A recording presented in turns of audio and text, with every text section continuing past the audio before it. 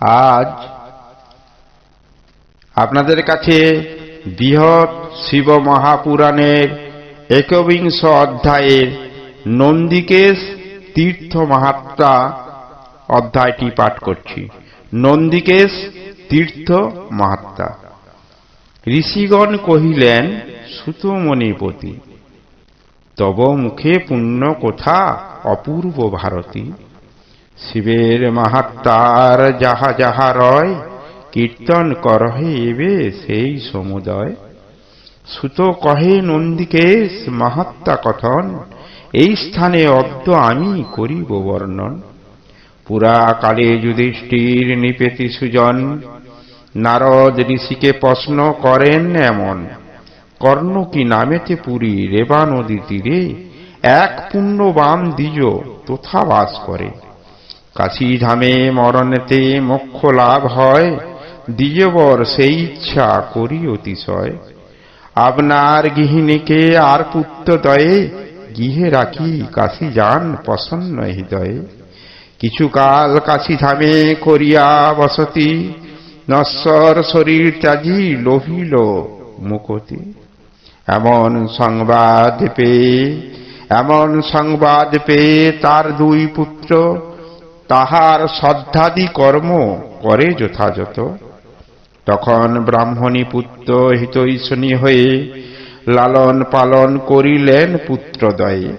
দুইটি সুন্দরী পাত্রী পছন্দ করিয়া, তাহাদের বিয়া দেন হরষিত হইয়া। উভয়ের মধ্যে যাতে না হয় বিবাদ, বন্টন করিয়া তবে দিলেন সম্পদ। ক্রমেতে বার্ধক্যকাল হইল উপস্থিত, নানাবিধ রোগে পরে হইল জর্জরিত।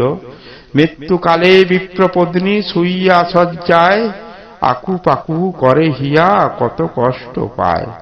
তবে তার পুত্রবধূগণ, তাহার শয্যায় পার্শ্বে করিল ক্রন্দন। তাহার যাতনা দেখি কহে পুত্রগণ, হে জননী, কেন কষ্ট পেতেছ এমন? আপনার কোন কার্য আছে অবশিষ্ট, যার তরে এই রূপ পাইতেছ কষ্ট? আমাদের অকপটে বল সমুদয়, তাহা পুরাইতে চেষ্টা করিব নিশ্চয়। মাতা কহে, বহু কার্য অবশিষ্ট রয়, তোমরা সাধিলে মোর মুখে মৃত্যু হয়। কাশী তীর্থ করিবারে বড় ইচ্ছা ছিল, সেই ইচ্ছা বিধাতা নাহি পূরণ করিল। তবে আর কি করিব নাহি কো উপায়, তোমরা আমার অস্থি ফেলাবে গঙ্গায়। জ্যৈষ্ঠ পুত্র কহে, মাতো স্থির হও এবে, আমার দ্বারা এই কর্ম অবশ্যই হবে। অতঃপর বিপ্রপত্নী হর্ষ অন্তরে, হরির শরণে মিতা হলেন সত্তরে। মাতার মরণে দুঃখ পায় পুত্রগণ, তাহার সাধ্যাদি কর্ম করিল তখন। পরতে মাতার অস্থি ফেলিতে গঙ্গায়, জ্যৈষ্ঠ পুত্র সুবাদী চিন্তিল যে উপায়। অতঃপর পত্নী ভাতার পুত্রগণে, আশ্বস্ত করিয়া হইল উদ্যত গমনে। বহু পদ তাই এক ভিত্তের সহিত, অস্থি লইয়া গৃহতে হইল নির্গত। বহু দূর গিয়া তারা সন্ধ্যার সময়, এক ব্রাহ্মণের গৃহ লইল আশ্রয়। যথাবিধি সন্ধ্যাদি করিয়া সেই স্থানে, সুবাদী হরির চিন্তা করে মনে মনে। আশ্চর্য ঘটনা এক ঘটিল তখন, তা দেখি সুবাদী হইল বিস্ময়ে মগন। সে গৃহের গৃহস্বামী ব্রাহ্মণ তরিতে, আপনার গৃহে আসি স্থানান্তর হতে। গৃহের অঙ্গনে গাভী রয়েছে বন্ধন, বুঝেন তখন নাহি হইল গোদহন। তবে গৃহিণীকে ডাকি কহেন ব্রাহ্মণ, বৎস ধরিবাত্তরে কর আগমন। এত কহি রজ্জু মুক্ত করিয়া বৎসরে, ব্রাহ্মণ গাভীর দিকে যায় তোরা করে। তবে সেই বৎস অতি কথিত অন্তরে, ব্রাহ্মণের পদে কইল আঘাত সজরে। সে আঘাতে বিপ্রক্ষুব্ধ হইয়া অপার, ষষ্ঠী দ্বারা সে বৎসকে করেন প্রহার, অতঃপর গোদহন করি সমাপন, পুনঃ বৎসে রজ্জু মুক্ত না করে তখন। ইহা দেখি গাভী হইল অতীব দুঃখিত, রোদন করিল তবে বৎসর নিমিত্ত। গাভীর রোদনে বৎস কহিল তখন, হে জননী বৃথা কেন করিছ রোদন? কি কারণে মাতা তুমি হয়েছে দুঃখিত? অকপটে অদ্যমরে কহিবে স্পষ্টত, বৎসরে বচনে গাভী কহিল তখন, শুনো তবে মম এই রোদন কারণ। যা কহিতে বড় কষ্ট হইতেছে আমার, এই দুষ্ট দ্বিজ তোরে করিল প্রহার। বৎস কহে আমি কি করিয়া যাইব কোথায়, যেহেতু সকল জীব কর্মবদ্ধ হয়। পূর্বেতে যেমন মোরা কর্ম করিয়াছি, এখনে তেমন ফল ভোগ করিতেছি। ইহার অধীনে মোরা রয়েছি যখন, যাহা ইচ্ছা করিতে পারেন এ ব্রাহ্মণ। সকলেই করে কর্ম হাসিতে হাসিতে, ভোগের সময় কিন্তু হইবে কাঁদিতে। সুখ দুঃখ দুই হয় সে কর্ম হইতে, তাই কর্ম মূলাধার জানিবে চিতে।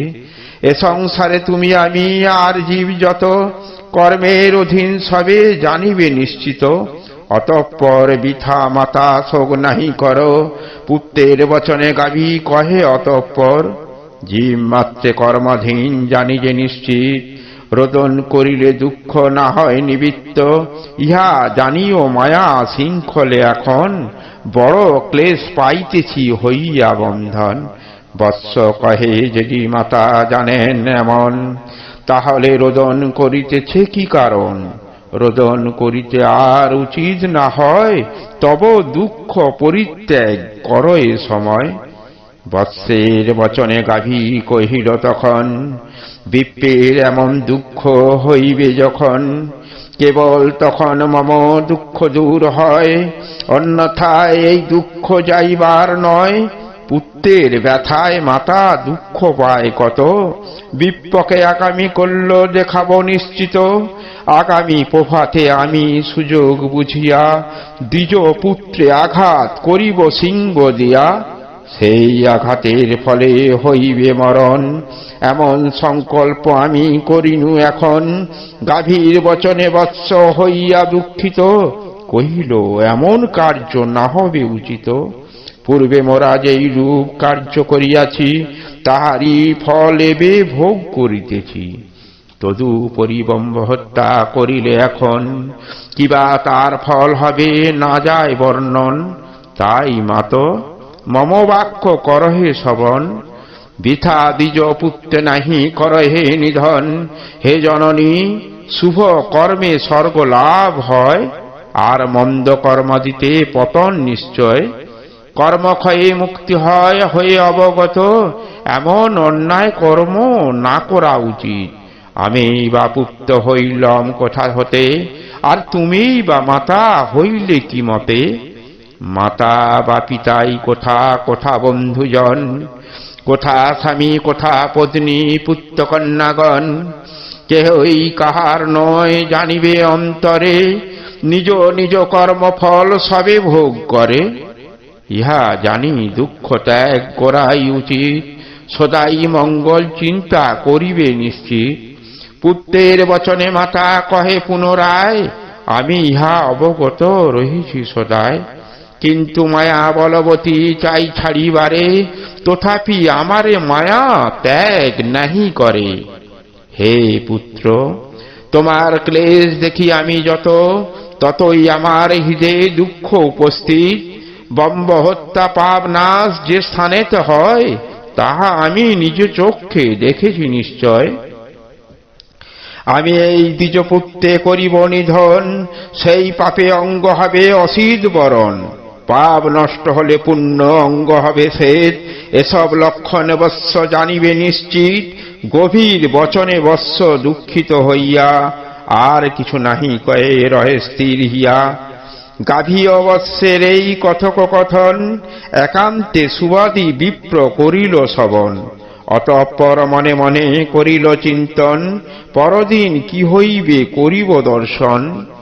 এই রূপে সেই রজনী হইল অতীত, প্রাতকালে গৃহস্বামী হইলেন উত্থিত।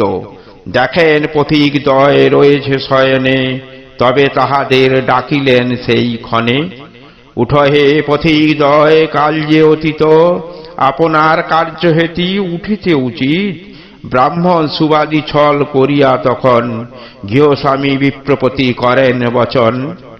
আমার ভিত্তের গাত্রে হইল ব্যথা বড়, তাই কিছুক্ষণ পরে হইব বাহির। এই রূপে ছল করি পথিক দুজন, সেই কালে শয্যা ছাড়ি না উঠে তখন। এদিকে পুত্রকে ডাকি কহে গৃহস্বামী, এ কার্যে স্থানান্তরে যাইতেছি আমি।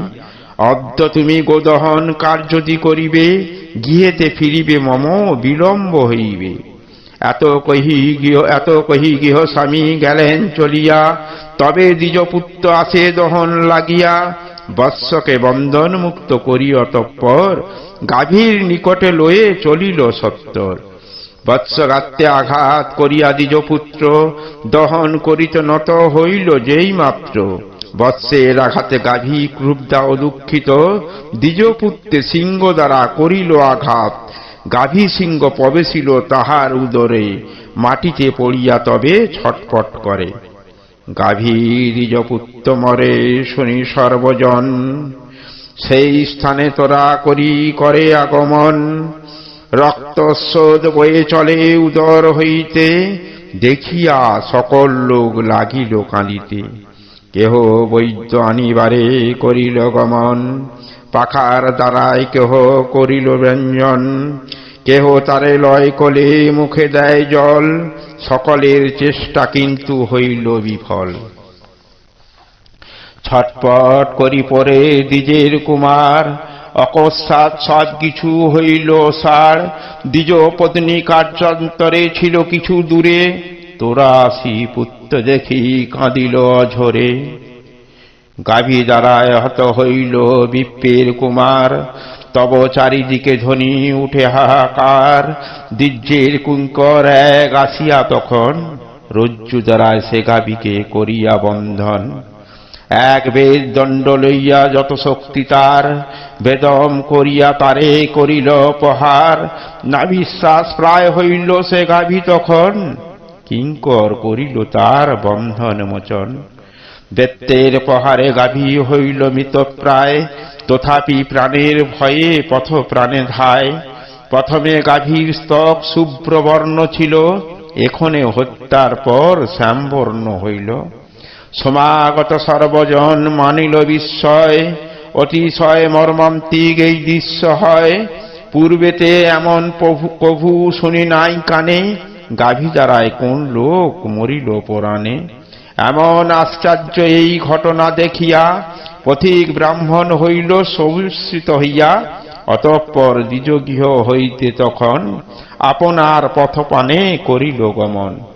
যেই দিকে সেই গাভী চরিতে লাগিল, ব্রাহ্মণ তাহার অনুসরণ করিল। ক্রমে তো চলিল গাভী নর্মদার তীরে, নন্দীকে তীর্থে 3 বার স্নান করে। ব্রহ্মহত্যা পাপে সেই শ্যামবর্ণ ছিল, তীর্থস্থান হেতু পুণ্য শ্বেতবর্ণ হইল।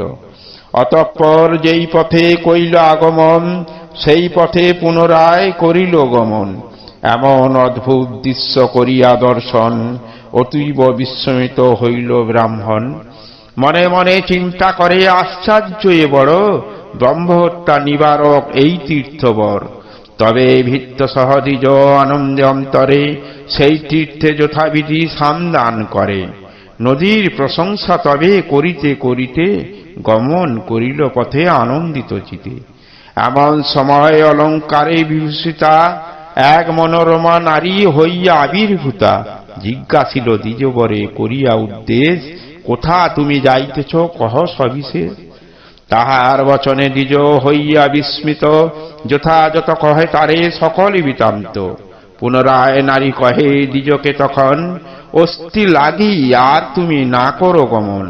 যথায় করিলে স্নানাদি তর্পণ, সেই স্থানে মাতৃস্থি নিক্ষেপ এখন। তাহাতে তোমার মাতা দিব্য দেহ ধরে, অবশ্যই সদ্গতি পাইবে সত্তরে।